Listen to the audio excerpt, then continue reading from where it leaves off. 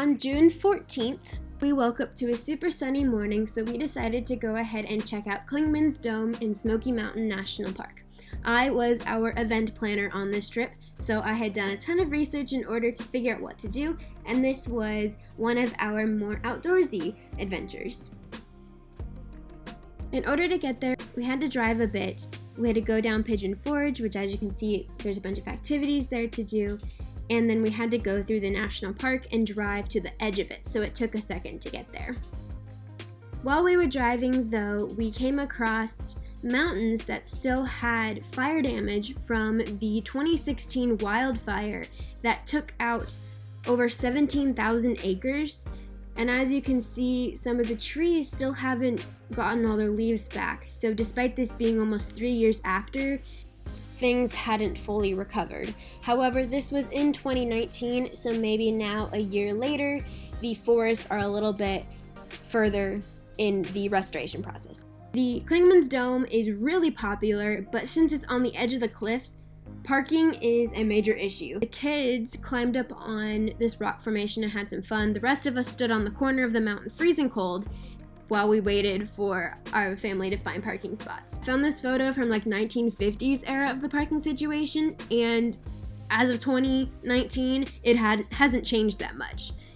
This one, not my photo. I don't take photos this well. Essentially, the parking is not much different, so we ended up having to park like a half mile down the road. Here were some views from the parking lot while we were waiting. Despite it being in the middle of June, it was only like 50 degrees that morning at the top of the mountain. Down in the lowlands, it was closer to summer temperatures.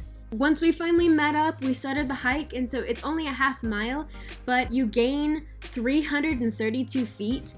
So that's equivalent of a 13% climb gradient, so it was a bit of a challenge. So once we finally made it up to the top of Clingman's Dome, you're met with this observation tower, which is an additional 45 feet off the ground. And in order to get up there, you have to walk up a 400-foot circling ramp. This tower was built in 1959, and it's a pretty interesting place to visit. This trail is not wheelchair or bike accessible because of this crazy incline and this ramp at the end. There's my dad, which his shirt is quite fitting because Clingman's Dome meets up with the Appalachian Trail, which is a trail that my grandfather and my parents have hiked on. And if you want to see their adventures on the trail, I will go ahead and link my mom's channel so you can check and see their experiences there too. So yeah, we're almost to the top now, but it definitely did take a second to get up here, because not only was it a long walk, but there was also a lot of people there. And here's the view from the tower.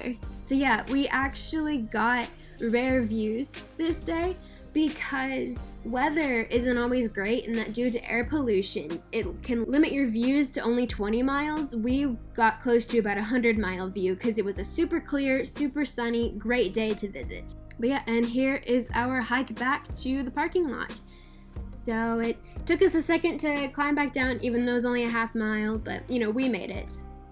But after this half mile back down to the parking lot, we had to walk an additional half mile just to find where our car was parked, because like I said, parking is pretty crazy here, but the views were definitely worth the extra walk in order to get to the car. So yeah, and here is the drive on back down the mountain. That was our visit to Clingman's Dome. I hope y'all enjoyed the video, and stay tuned for our next adventure. Bye for now.